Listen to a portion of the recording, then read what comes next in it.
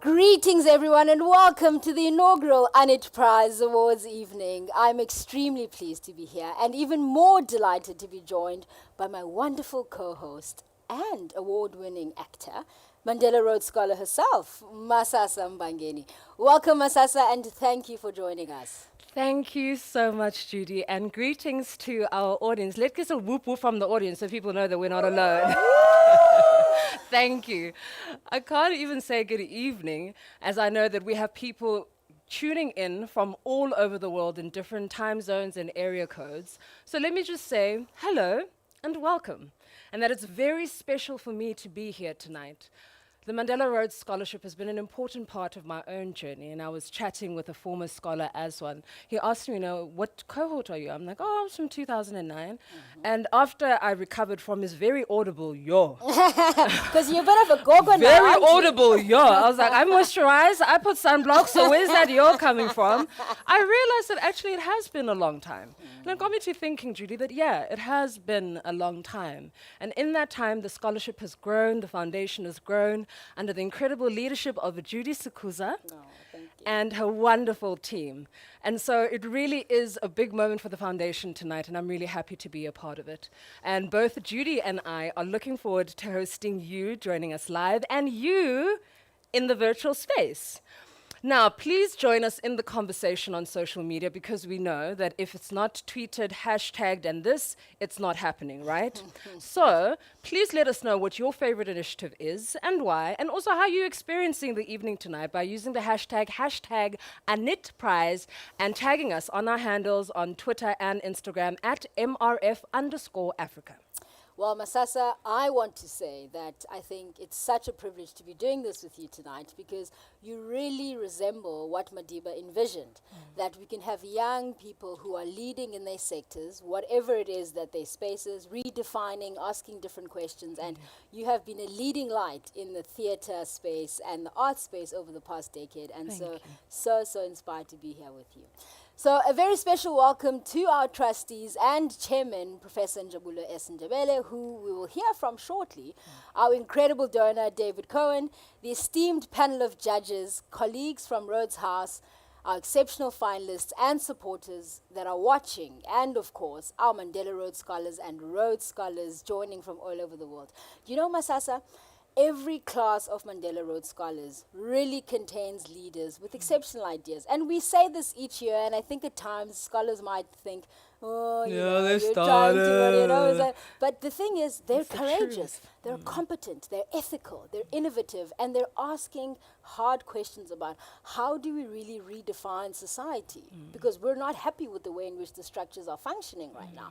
And so many times over the years, we have had these wishes to say, how do we provide additional support to some of these outstanding catalytic projects with the potential to really transform the African continent, and particularly to positively affect the lives of the most marginalized. When the foundation was created in 2003, in Madiba's speech at Westminster Hall, he really tried to make sure that this initiative could benefit the most marginalized, the rural poor, those struggling to access healthcare, and the millions and millions of young people without jobs. And so with the Äänit Prize, that dream really then becomes a reality, taking this opportunity, and it feels truly magical to be here today on the cusp of actually announcing the winners. So to our donor, this whole project would not be possible. David Cohen, Rhodes Scholar and a long-time friend and supporter of the MRF, I really want to start at the beginning by acknowledging you. Thank you, David, for your openness and optimism in investing in the MRF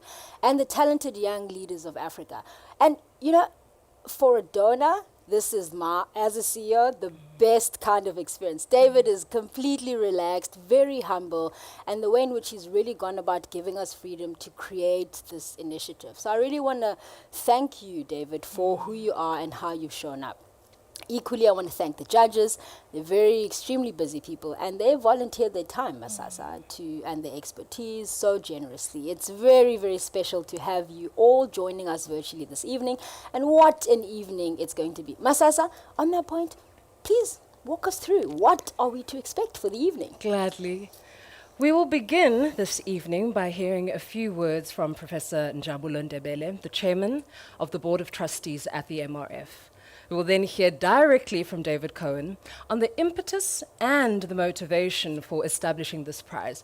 And then, of course, because it wouldn't be an MRF party, right, if there wasn't a conversation involved. Conversation, girl. We will be privileged to hear from our judges in conversation with the panelists. Now, I'm particularly excited about this part, Judy, because unfortunately, unlike Oprah, I can't say to our live audience here, look under your chair, there's an Äänit prize. No, I can't. But through this intergenerational dialogue, we can learn something about entrepreneurship and social impact on the African continent. And then finally, once we've had our conversation, we will announce the winners. Now, Professor Njabulo Ndebele is the chairman of the Nelson Mandela Foundation and the Mandela Rhodes Foundation. He holds a PhD in creative writing from the University of Denver. His leadership in South African higher education has seen him serve as Deputy Vice Chancellor at the University of the Western Cape, Vice Chancellor of the University of the North, now Limpopo, and 2 terms as the Vice Chancellor of the University of Cape Town. So when we say leadership, we really mean leadership. Okay. He is currently the Chancellor of the University of Johannesburg. He also served as the chair of the South African Universities Vice Chancellors Association, the president of the Association of African Universities, and the founding chair of the Southern African Regional Universities Association. He's chaired 3 South African government commissions on broadcasting, the teaching of history in schools, and the use of African languages as media of instruction in Southern African universities. He's received honorary doctorates from universities in South Africa, in the United States, in Japan, in Europe, and the United Kingdom. Professor Ndebele is a winning author of fiction and essays. Over to you, Prof. Well, good evening to you all, and thank you for your words of introduction. Very kind of you indeed. I must say it is wonderful to be part of this exciting moment in the life of the Mandela Rhodes Foundation. And a word of greetings to Elizabeth Kish and our colleagues at the Rhodes House, and of course to David Cohen, our friend and donor, and to the judges who carried the responsibility of making the final decision, a task I am certain will not have been an easy one. When Nelson Mandela founded the Mandela Rhodes Foundation in 2003, entrepreneurship was chosen as one of our founding values. And by entrepreneurship at the foundation, we mean a belief in the critical role played by individual human effort, hard work, innovation, and creativity in leading to the betterment of society, and in particular, to change Africa's place in the world. When we speak of entrepreneurship, we mean the entrepreneurial spirit that covers the range of human endeavors in the entire sphere of society, beyond the mere pursuit of profit. The 7 finalists here tonight beautifully embody this spirit. I'm struck by the combination of pragmatism and hopefulness that characterizes their projects, a way of seeing possibilities hidden within the challenges that we face. Positive impact can only begin in a hopeful vision and can only be realized with a practical commitment to getting things done in the most intelligent and resourceful of ways. The Äänit Prize is a timely development in both the life of the MRF and the broader African context. Let's remember that at the beginning of this very year, 2021, trading began within the African continental free trade area. African entrepreneurs have a major role to play in stimulating trade within our continent, bringing us closer to a united and economically strong Africa. And in this context, we are pleased to be investing in entrepreneurial leaders of character, who I am certain will do some exceptional things. I would also like to draw our attention to the name of this new initiative. The African continent has tremendous linguistic diversity to be proud of. And in Sudan alone, there are more than 100 minority languages. Some of these are threatened as the number of native speakers declines. One of our Mandela Rhodes scholars, Ahmed Sosal, is a linguist who specializes in these rare languages. When we were searching for a name, he suggested the word Äänit, which comes from the Sudanese language, Kualib. Äänit means joint work, collective effort, and how extraordinary to project such meanings. The culture of joint work in collective effort is remarkably a continental cultural trait. I cannot help but recall that in Lesotho, where I lived for many years, and which is thousands of kilometers south of Sudan, such joint work or collective effort is known as lezima. The name Äänit speaks to our belief in coming together to take collective responsibility for Africa's future. It brings together those who graciously support our efforts, such as, on the one hand, David Cohen, who has stayed the cause with the MRF over many years from its beginnings, with vision and resources. And on the other hand, those whose quality of ideas, which they have shaped into projects that are deemed to have high and lasting transformative potential. These latter, of course, are none other than our bright young finalists. My fellow trustees, the foundation team, and I feel extremely proud to be part of a collective effort that has, over the years, built an institution founded by Nelson Mandela that has grown to develop the ability to connect young talent with those who enable such talent to flourish.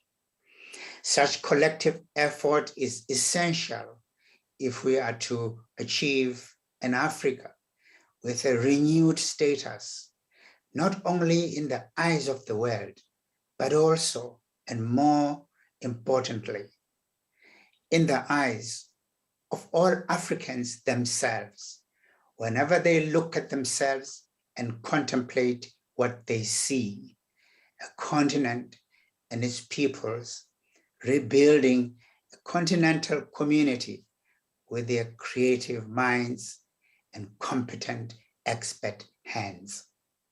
I wish all the finalists the very best with their initiatives, and a huge thank you to all of you present to witness a historic moment.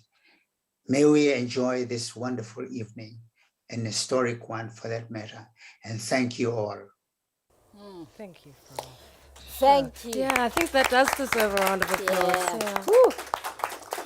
Thank you so much, Prof, for those profound words. And, you know, it's very hard to follow Prof because your ability to ground us in the moment and help us really think through some of the things that struck me in listening to you speak, Prof, is about the collective effort. That, in fact, we cannot do this alone. And when you think about Nelson Mandela in his own vision, he wanted us to come together. That is why the combination of what these two names mean is to say we've got to come together and do the hard work together to actually create the Africa we want. So thank you so much, Prof. You really always leave us with so much to think about. And so next up, we will then hear briefly from David, our donor, and what is part of the initiative's origination and what sparked the inspiration for this. David, over to you. Thank you, Judy. Welcome all to this wonderful occasion that is another step in the realization of a dream. The dream was started in 2003 when Nelson Mandela agreed to the establishment of a program with the Rhodes Trust to build exceptional leadership capacity in Africa. What an amazingly bold decision to link two totally oppositional names to promote a dream for a better future. There was a realization that the Rhodes Trust owed its existence to Africa, and it was time to return some of that generosity. Since then, so much has been achieved. In 18 years, the MRF has become the leading scholarship in Africa. Over 550 scholars have been selected from over 30 African countries, and a cohort of young leaders have been educated to go forth and change the world for the better.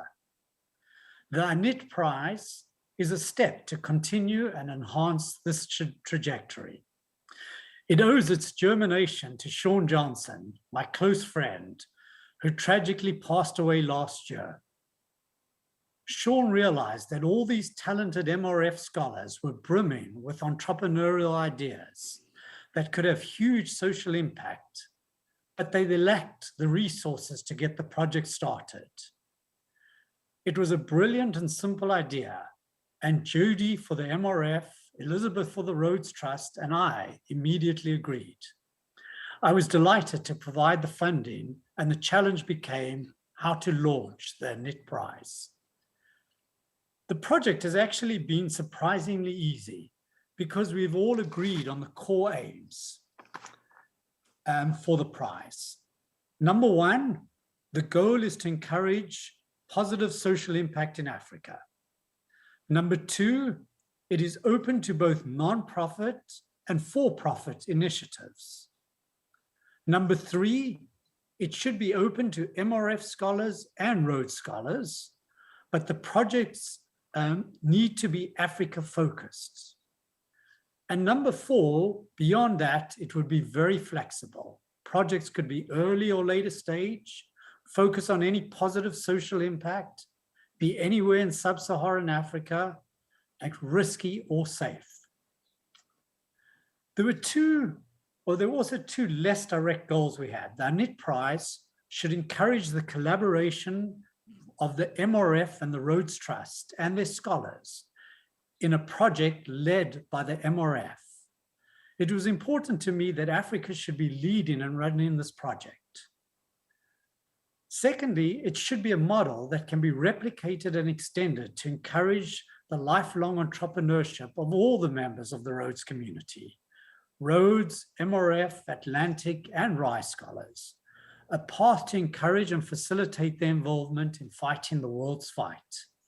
I'm hoping that one day we may extend the Äänit Prize or its equivalent to other areas in Africa and in the rest of the world.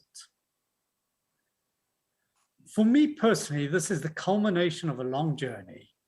About 20 years ago, my friend Elliot, Gerson, and I had the opportunity to join Sean and meet with Nelson Mandela to discuss the various choices for his partnership with the Rhodes Trust. It was a life-altering trip to meet one of the few true heroes of our lives. What an honor it is to advance Madiba's dream of entrepreneurship for social good in Africa.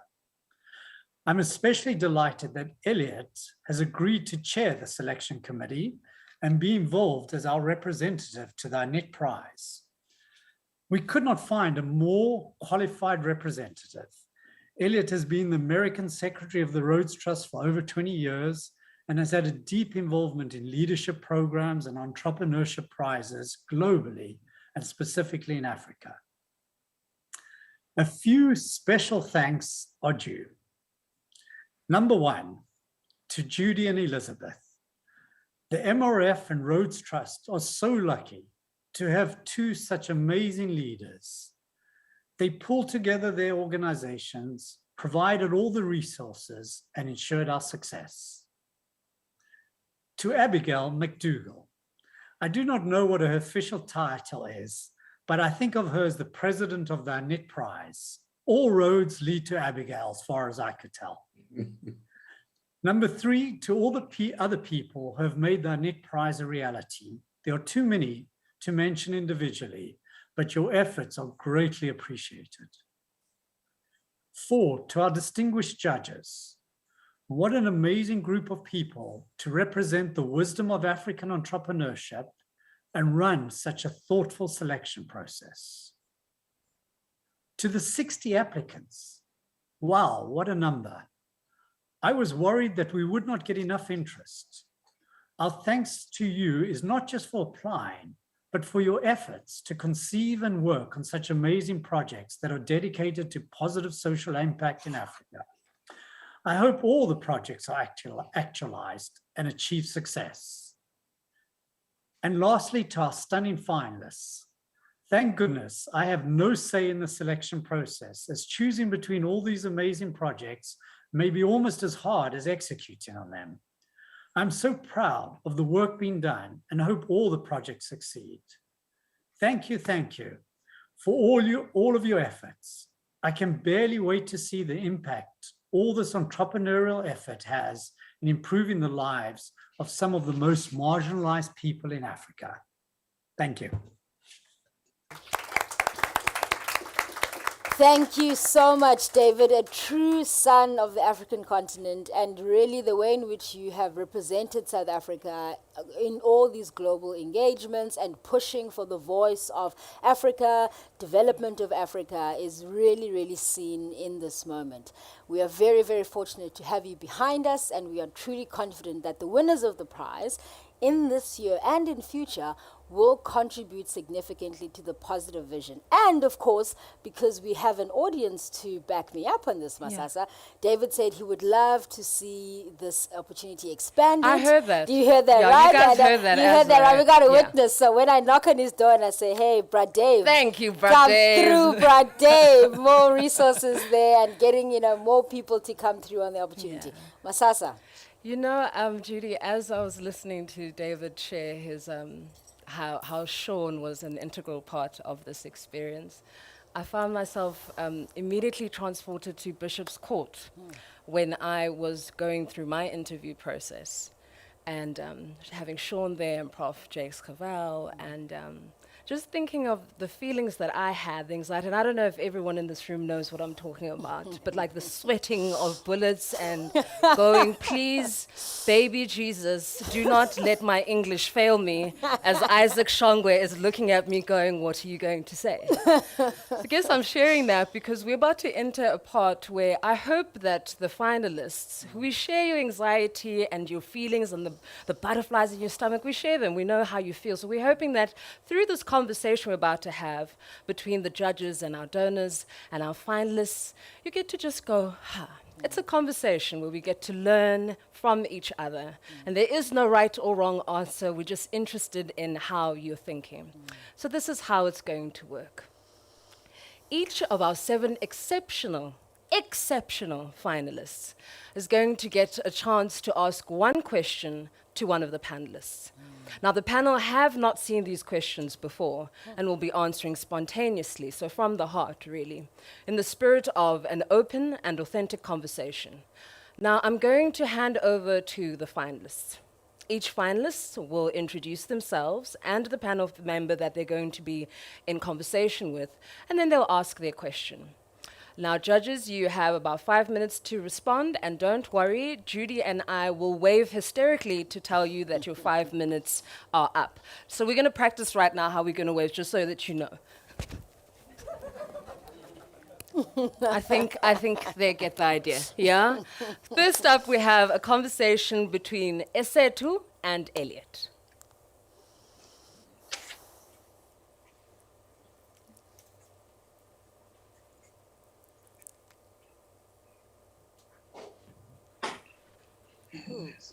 We can't hear. Yeah, so Esethu. we live in a time of Zoom where we have to go, we can't hear you, unmute Esethu. Unmute, It's okay, unmute, babe, unmute. it's your moment. Good by now. All right, cue us up, Esethu. I'm here now. Thank you so much for that introduction, and good evening to everyone, the adjudicators, the audience, and to the rest of the community. My name is Esethu Cenga, and I'm the co-founder of Rewoven. Rewoven is a textile recycling startup that is based in Cape Town, South Africa. Elliot Gerson, who I actually had the pleasure of chatting to just now in the networking session, and we shared our mutual love for Cape Town with one another, is the US Secretary to the Rhodes Trust. He himself was a Rhodes Scholar. He was also the he's also the Executive Vice President of Aspen Institute. So Elliot, you know, often in the space of social impact work, right, we have to work with different stakeholders. You know, there's the public and the policy space, you know, there's the private sector, and then there's society at large. Some of these stakeholders may be global, some of them may be local. So there's just a lot of moving parts. So my question to you, Elliot, is how does one inspire collaboration between all of these different stakeholders in the system when often a lot of them might have differing incentives? Well, that's a wonderful question, and I'm not surprised. I should just say what a privilege it's been for all of us judges to get to know you and your fellow extraordinary finalists over the last month. And we're just sad we can't meet you physically, but it's been such a privilege. But, you know, thinking about your question and the reference we heard earlier to what Äänit means, you know, and it really is all about collective effort and collaboration. You've put your fingers on one of the biggest challenges. One can have an inspiring idea, like your idea and your co-founder's idea, but you have to pull all of it together. You have to find the stakeholders, the audiences for it, and give them a common incentive to understand why it will make a difference in their lives, and ideally understand and appreciate why it will not only enrich their lives, but it will enrich the lives of many other people. As I think most of us, I believe in human nature that we all want to be altruistic and empathetic, and that we want to help other people. We just often don't know how to do that. And so it's really through the vision and inspiration of people like you and the other finalists that people get an idea, a simple idea, maybe very complex to execute, to understand why it is so important to get engaged. And then you want to bring all those people together. You need funders, you need employees, you need people to market the idea, you need people to accept the importance of it. You need to understand your environment. You need, and it requires a set of skills that I think we are honoring, in fact, in this prize. No one can accomplish anything on their own. Yeah. They have to lead a team. They have to inspire a team, and they also they can't have too sharp elbows. People want to understand why they are being empowered by the leader and the vision. So there's no simple formula, but I think you and your finalists obviously demonstrate that you have these skills to pull all these strings together to make something much bigger than the constituent parts. Very, very hard, but you and your colleagues clearly have it. Yeah. Beautiful, beautiful, Elliot. Thank you so much. Exceptional question there, Esethu, and Elliot really helping us to realize, you know, Masasa, that it is about the capacity of leadership to harness the energy and harness the different perspectives to work together. And I love the point of what is in it for me, right? You have to get each stakeholder to recognize what they can get out of this and what they can bring for other people. Very, very beautiful. Yeah. And so next up, we're going to have James Tayali, who is going to be having a question for Dr. Patrick Ebewo.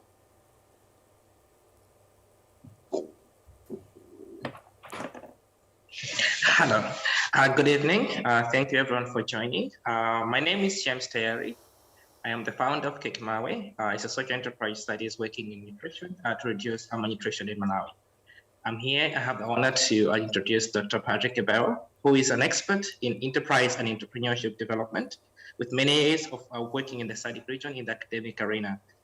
He has a decade of experience working with private and public enterprises to develop solutions that make social impact in Africa. So my question to you, Dr. Ebewo, is about education. How do you see education as a catalyst for such a change in Africa? That's a good question. Thank you. Thank you so much. It's a privilege that I'm here today. What a befitting question. I'm talking about the foundation pillar, number one, which is education. I want to believe without education, most of us will not be here. On the continent, by the way. It's a privilege that personally, I was one of the beneficiaries of the Mandela Rhodes scholarship. And I believe education have opened so much doors for me and others. And if you look at the continent, we are getting to be highly educated, highly skilled individuals. Without such, we will not be able to escape the trap of poverty, if I will paraphrase the word of Tata Nelson Mandela. But all in all, looking at the future, we practically have an ability to bring forth platforms to the rest of the continent. I know some of us are privileged. However, there is so much work that needs to be done on the continent, and entrepreneurs, social enterprises like ourselves, technology, advancement have actually presented an opportunity for us right now to share with the experiences that we had. And we need to be purposeful when it comes to education. Things are not done the way we were taught, by the way. Things have changed. We also need to ask the question, are we doing enough? Both from pre-primary all the way to higher education. Are we doing enough? If we're to ask me, the answer will be honestly no. There's so much work that needs to be done. It could be through scholarship schemes, but really the choices that we pick needs to change. And we are in the fourth industrial revolution. Some countries have moved to the fifth industrial revolution. The question is, are we preparing for the future? And I believe education can then fill in some of those gaps.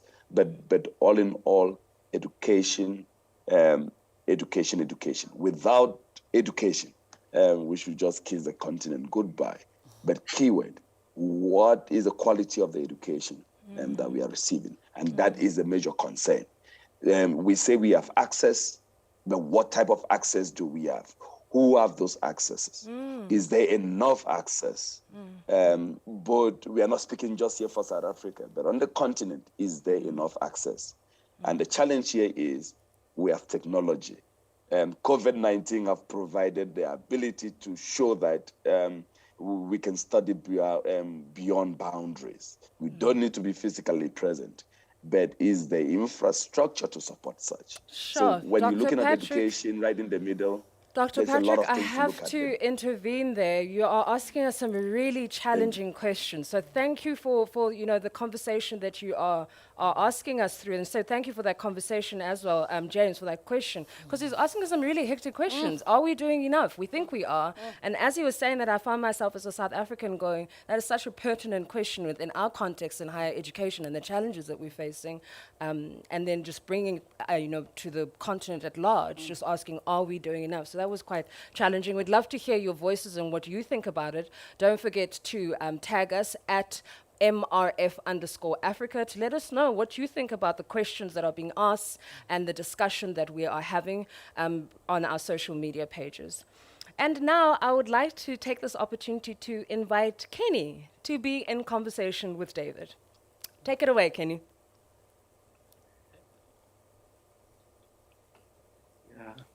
Distinguished ladies and gentlemen, my name is Ikebuaku, and I'm the founder of Masasa, a social venture working to tackle the problem of youth unemployment through digital apprenticeships.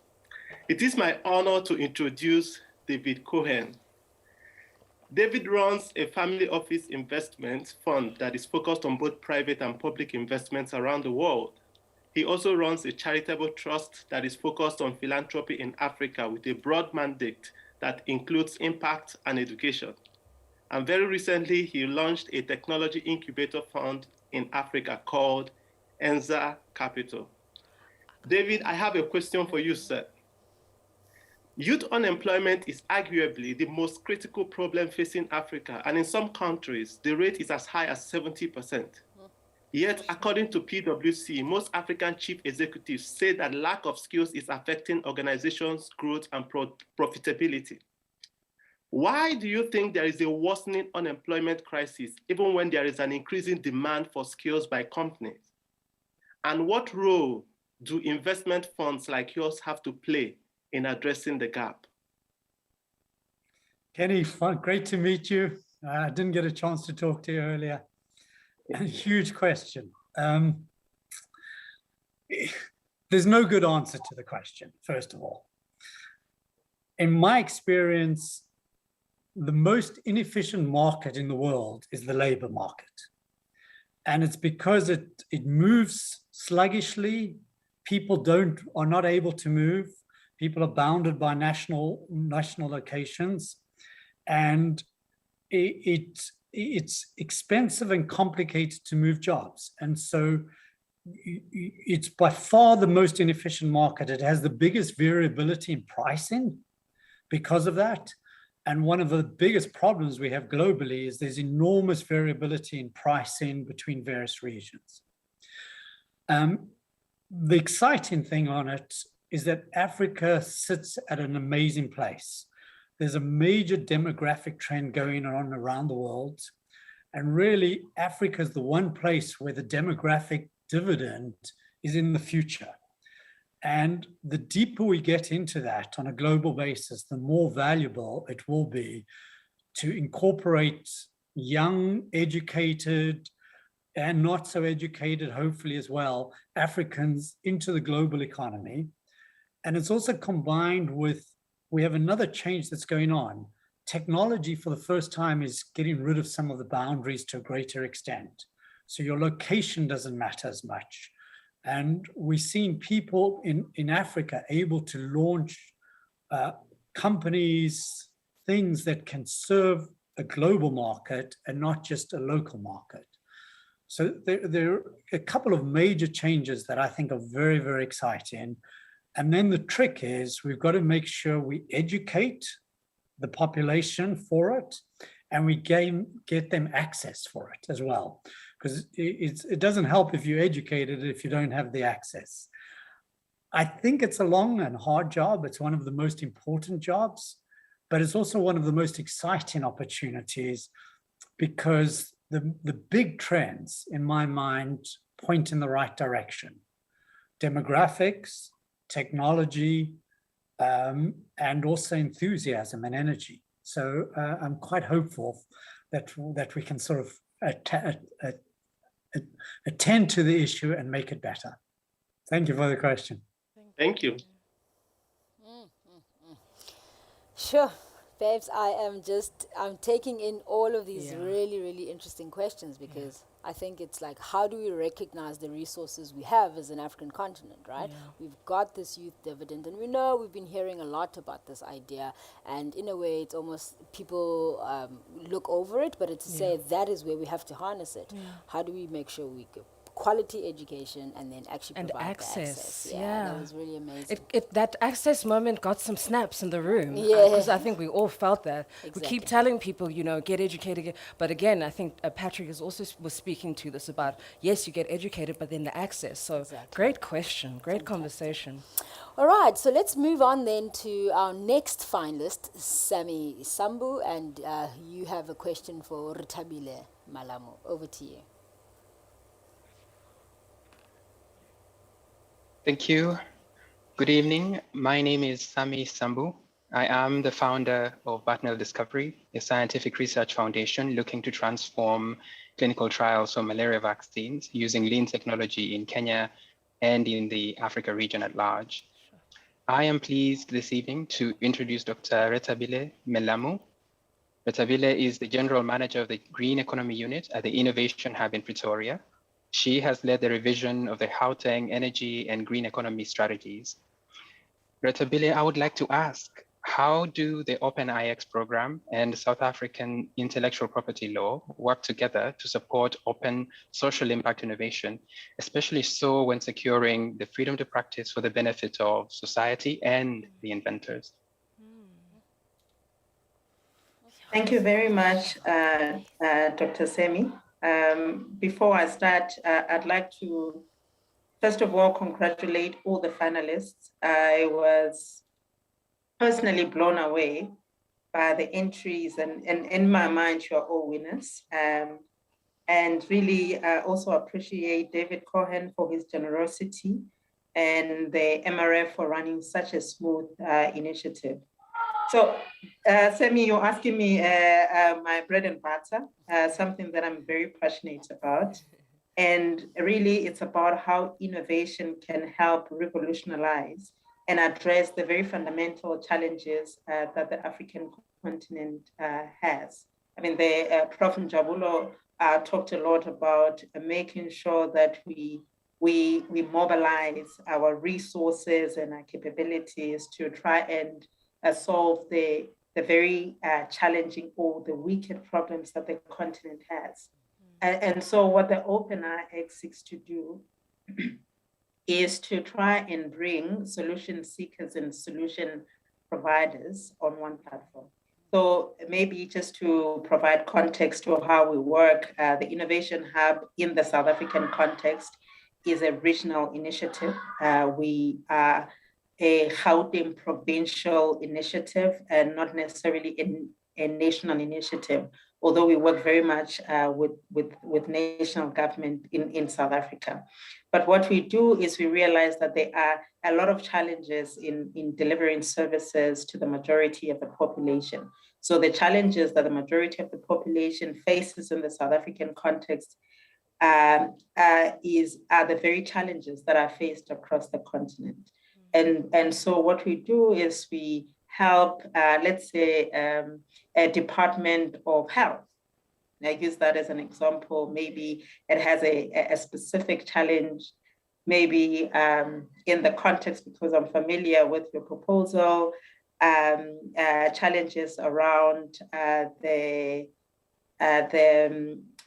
on-field, the medical, what's the area where you're doing medical trials, yeah. And so what we do as the Innovation Hub is we bring people like yourselves that have creative solutions around medical trials with those that have solutions for carrying those medical trials, be it in the South African context or even in the continent at large. And we bring them to one platform, and we as the Innovation Hub would fund part of that together with the solution seeker. So the solution seeker could be the National Department of Health or the SADC Health Department to try and come up with a solution. So that's what that Open IX or the Open Innovation Platform seeks to achieve. So maybe just to give you an example of what we've been able to achieve through that platform is we've targeted some of the industries that have really struggled in the previous years due to inefficiencies, energy efficiencies. In the South African context, it would be the foundries. Other foundries elsewhere in the world have become efficient.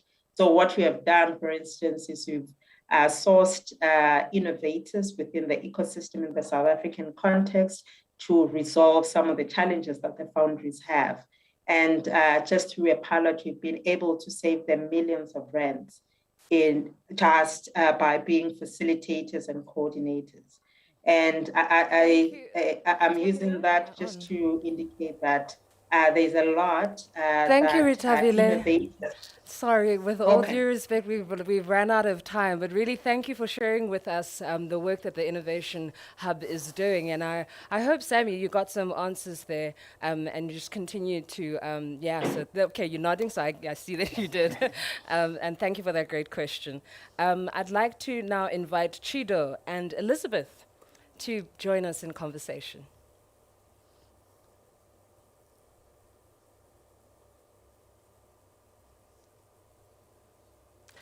Chido and Elizabeth? If they don't join us, then we're really going to have to tell a really bad joke, and I don't want to hurt anyone. Babes, I'm going to leave that to you because... I really don't want to hurt it. I only save my bad jokes for critical moments. There you are. Thank you for saving the moment, Chido, because I was about to tell a really bad joke, and everyone was going to fall asleep. Over to you, Chido. Thank you so much for this opportunity. My name is Chido Zinuchiwe. I'm a Zimbabwean entrepreneur and the co-founder of Vambo Academy. Vambo Academy is an educational technology startup that aims at improving access to education through democratizing African languages and indigenous knowledge. I will be in conversation with Dr. Kish, who is the professorial fellow and warden of Rhodes House at Oxford University. Dr. Kish currently serves as the CEO of the Rhodes Trust as the first woman to hold this prestigious position, which is pretty amazing. So Dr. Kish, you and I share a passion for education, and I just had to ask a question to do with education. Of all the educational advancements that you have witnessed during the course of your career, which one has been the most impactful? Wow, what an amazing question, Chido. And let me start actually by saying congratulations to you for the incredible work that you're doing with African languages, and to all the finalists. I want to echo what a number of the other judges and participants have said is, you know, the 7 finalists are just an incredibly impressive group. And it's such a privilege and so inspiring to be a part of this process. So, you know, that's such a big question. What is the single thing that has, you know, that is an innovation that I've seen in my lifetime? I suppose I would say that in my lifetime, I feel like we have embarked on a journey, and by we, I mean educators, certainly in Africa, but around the world, to make education more inclusive, to expand access to education. I mean, it didn't start in my lifetime. You know, my father was a poor peasant in Hungary, and it was his minister in his village who told his parents, you know, that your son is very talented and I can help him get a scholarship. So, but I think that there's been an acceleration of interest and investment in finding talented young people, especially in places where they would otherwise not have access, picking up on what was stated a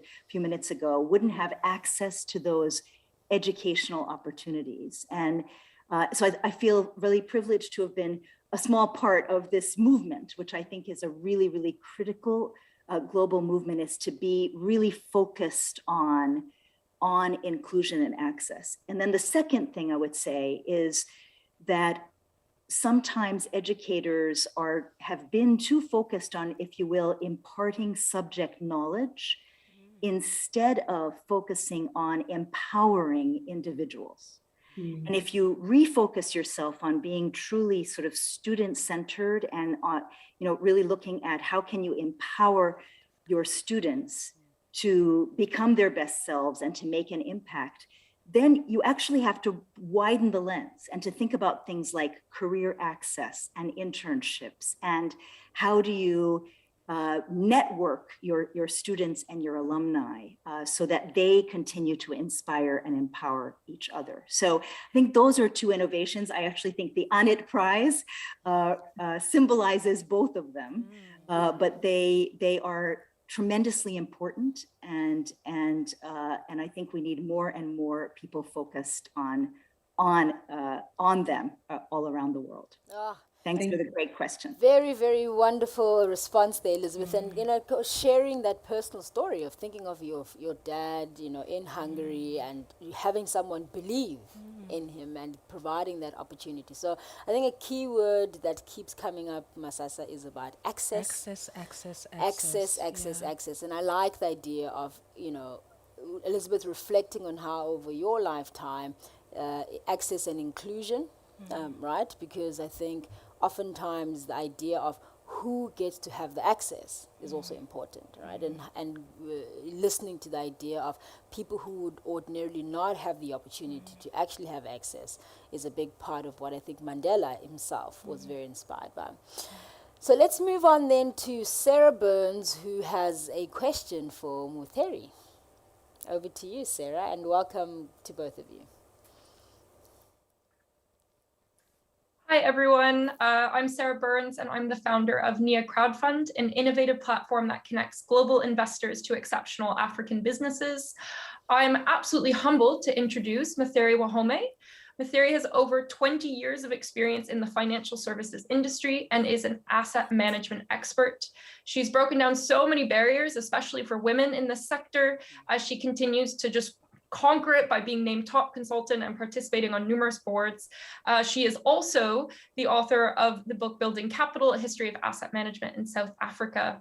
So Muitheri, I know your book focuses mostly on the past, but my question for you is much more forward-looking. From your experiences and the current trends you're seeing, where do you think Africa is and will become leaders in the global economy? I'm sure us investors on the continent would certainly appreciate your thoughts on this. Thank you very much, Sarah, for your big question, and I'll try to be equal to the task.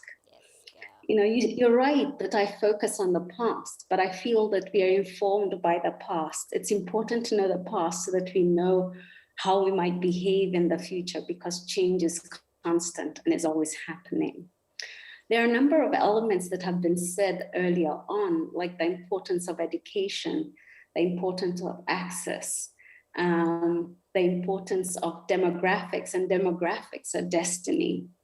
And when I look at Africa, I'm filled with hope for a number of reasons. One, and the work that you're doing to try and provide access to capital is pivotal in this. If you think of Africa, it's a country, it's a continent that is rich in land. We've talked about demographics, labor, and we have young people with big ideas. And the idea that you can invest in Africa and eke out a return and do good is part of the work that platforms like you are trying to focus on. And when I look at the future and I think of where we are as a continent, I'm filled with hope because of individuals such as yourself. And for me, the real lessons that come out in the work that I've done is the importance of trying to marshal long-term savings. Now in South Africa, that was very much spurred by the life insurance industry. In other parts of the world, there'll be other elements. In East Africa and in Kenya in particular, it's the cooperatives that pool capital. Once you pool capital, you must be able to create a trusting environment, one where you have individuals and firms that have impeccable reputations, so that people are free to provide their capital to be put to good use. And in the book, I'm talking about allocators of capital who are able to put resources into entrepreneurial ventures. I would say the other point that is so important beyond savings, trust, is the idea that there is innovation. And when there's capital, it fosters innovation. And when I look at the continent, with so much opportunity, so rich in so many respects, I would say that the ability to incorporate capital will also foster the innovation. And lastly, for me, is technology. In East Africa and in Kenya, we use M-Pesa, and that has been used to mobilize savings and just expand and explode opportunity in a society. And that's what I think we need. So I'm filled with hope for the future of my continent. Thank you. Thank you so much, Muitheri, for that. The idea of savings, of innovation and technology. And, we, as this generation that is now kind of tasked to take the continent forward, I often say to people, savings is a habit, So I started off my career working in the banking sector at Investec and at ABSA. And, my boss gave me a very useful insight. He said, in the money you receive, make sure a third of that goes to savings, always, as a consistent habit. So that even if next year your salary goes up by 5% or by 10%, make sure you're saving a third, right? So that you're not living beyond your means. You're constantly saying, even if I have 100 Rand, I'm going to save a third. If I have R1,000,000, I'm going to save a third. And ultimately, you begin to think about how do we build for the future? How do we save? And then when opportunities arise, how do I actually leverage that capital to be able to invest in something, innovate, as Muitheri is saying, and then, leverage technology. So a really, really beautiful point there. All right. So last but not least, we have Uvuyane, who is going to have a question for Muloongo, and over to you both. Good evening. My name is Vuyani. I'm a co-founder and CEO of Cura Medical, a South African-based digital health company that leverages technology to make healthcare more accessible and more affordable for everyone. I am delighted to introduce Muloongo Muchelemba, who is a founder and Pan-African News and Ideas, a blog called ongola.com, which seeks to shift the narrative about Africa, who's also led a successful career in oil and gas management consulting, pivoted to corporate banking. She's an author and currently writing a second book titled The Secret Lives of Gen Z, What Parents Need to Know. She's a keynote speaker and Rhodes scholar.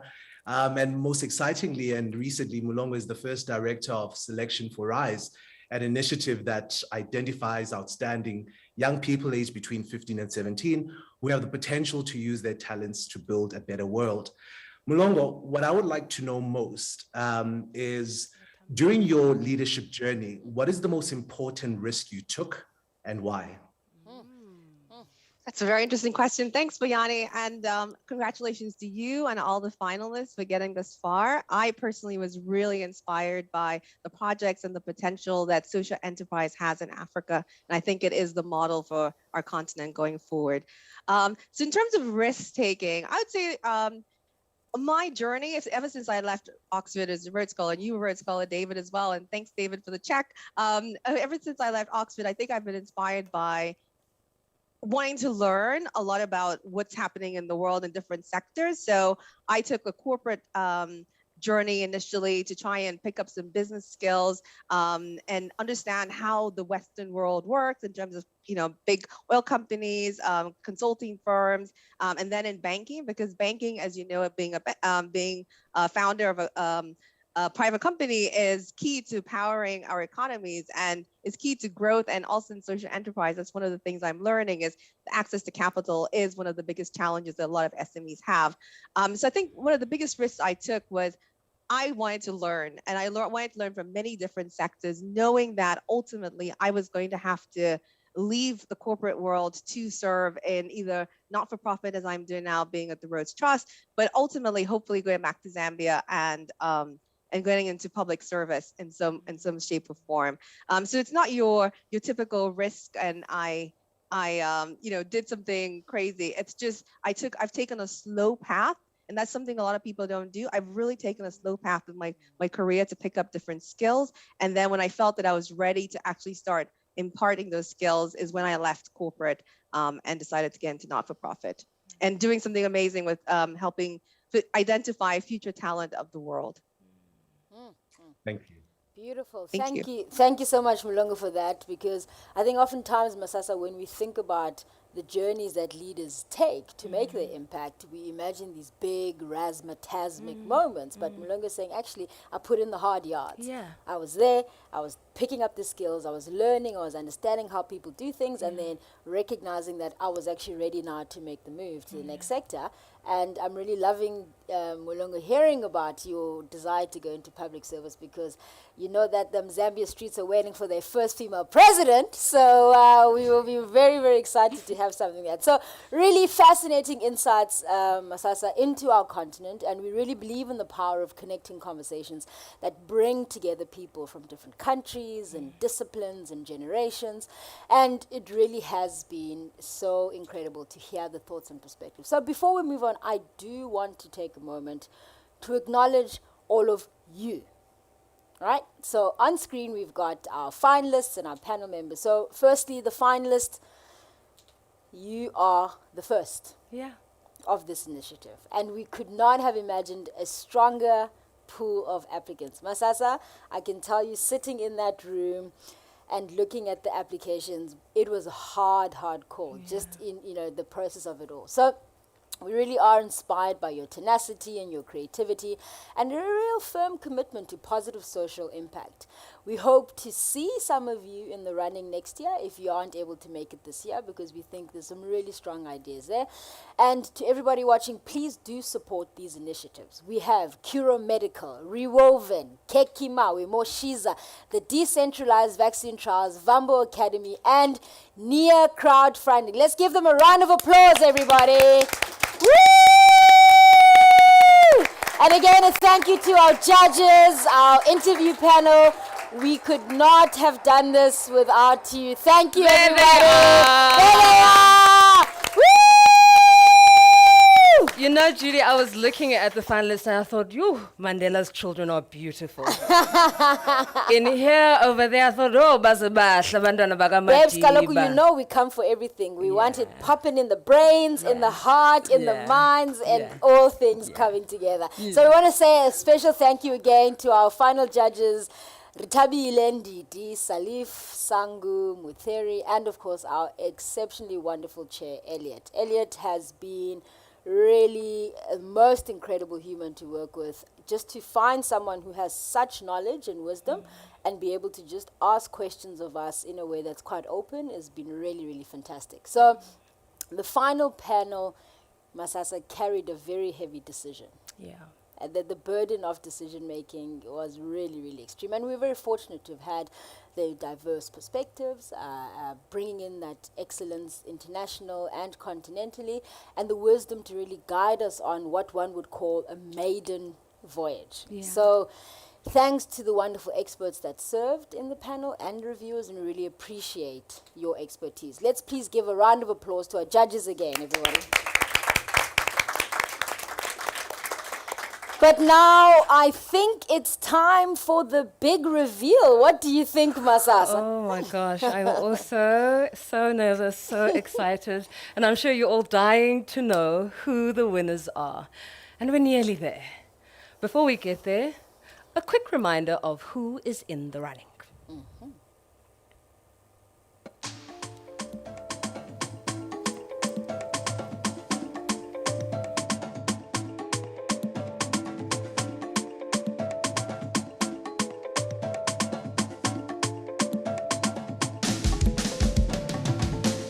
We have ushered in a new era of innovation in Africa's healthcare landscape by providing Africa's first technology-driven hospital-at-home offering.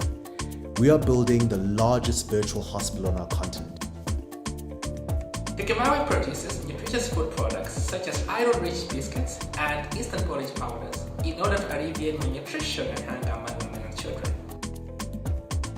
We discovered the exclusion of remote, rural, and low-income patients from clinical trials. Vambo Academy is an edtech startup that aims at improving access to African language learning and heritage. We have developed an easy-to-use, fully regulated, and cost-effective platform that connects investors from all over the world to small African businesses.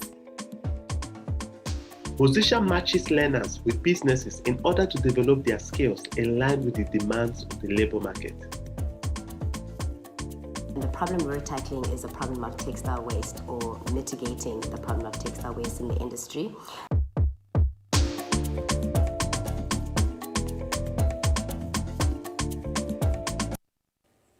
Alrighty. Audience, Masasa, I think the moment has finally arrived. So, growing up, I used to watch like the Oscar Awards, and then they would have this envelope, and I'm kind of feeling like, Mama, I made it!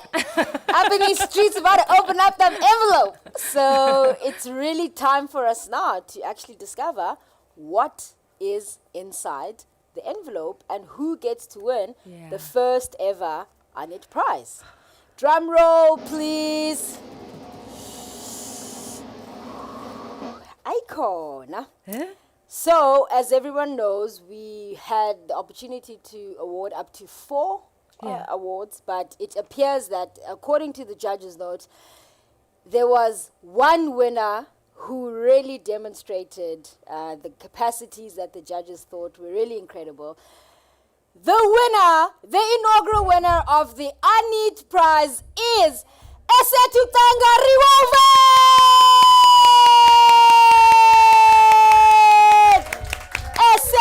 Esethu.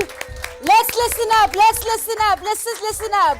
What is Esethu doing? Esethu Rewoven, and this is what the judges had to say about it. It is a compelling and innovative textile recycling startup that brilliantly addresses critical needs for economic development, broad-scale employment, women's empowerment, and planetary responsibility.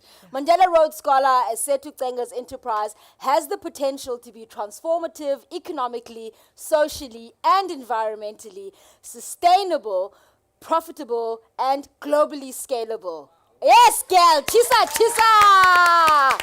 All right, so let's queue up Esethu, please. Let's queue up Esethu. Esethu, how are you feeling? You are the girl with the rose.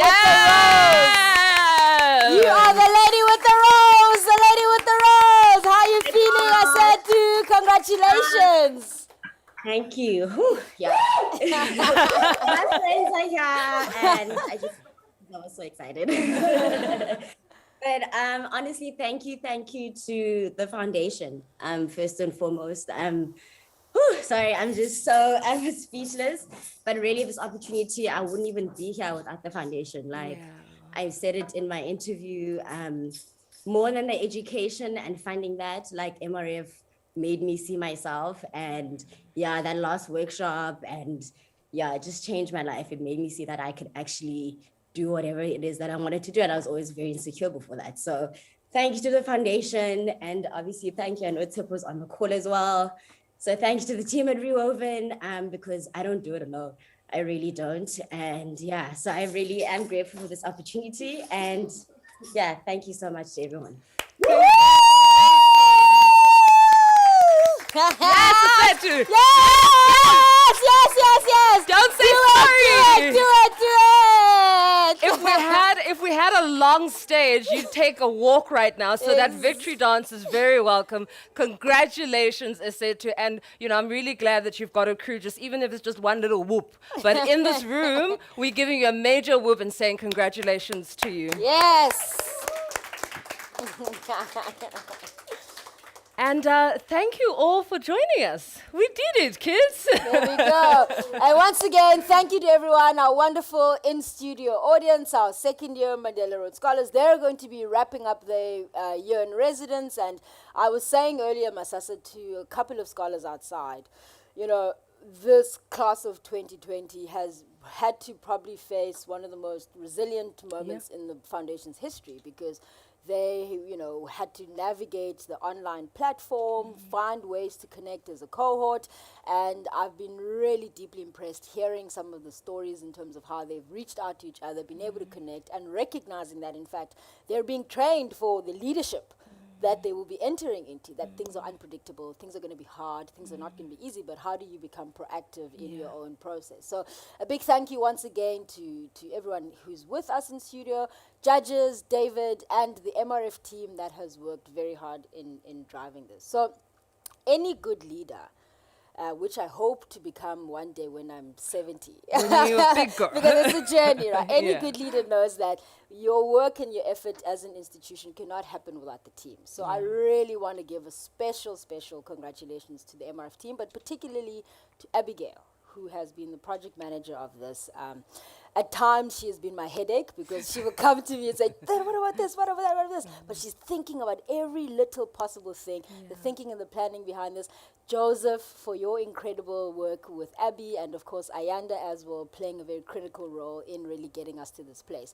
So we really want to thank everyone, and don't forget, of course, to like and follow all of our amazing finalists and their ventures on social media, because as we know, they are all doing really incredible work. So let us all remember to stay safe and enjoy your Saturday evening. Thank you and good night. Thank you.